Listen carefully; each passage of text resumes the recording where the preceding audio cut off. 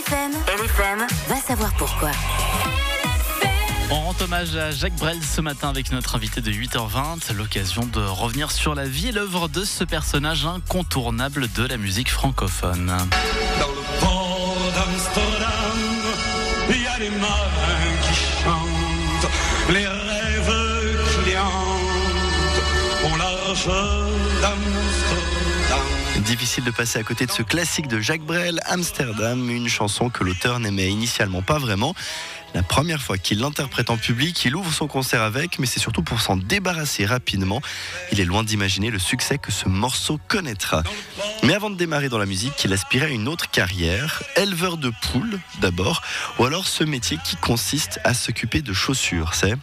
Cordonnier. Ouais, mais il y a cru à la musique malgré son père qui lui souhaitait une toute autre carrière et malgré son avant-dernière place à un concours de chant en Belgique dans un fameux festival, le Knock le Zout.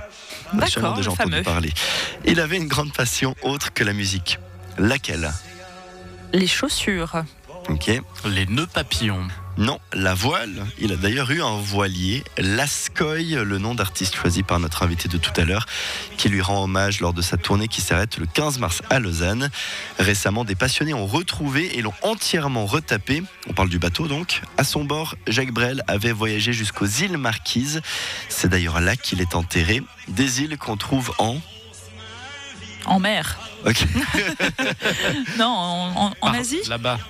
Et à gauche, et après tu prends un peu à droite. Oui, C'est voilà. ça, exactement, en Polynésie. Voilà. Depuis, ce bateau a eu plusieurs vies avant de sombrer en Nouvelle-Zélande. Il a été rapatrié en Belgique en 2008 et après plus de 10 ans de travaux, il a retrouvé la mer.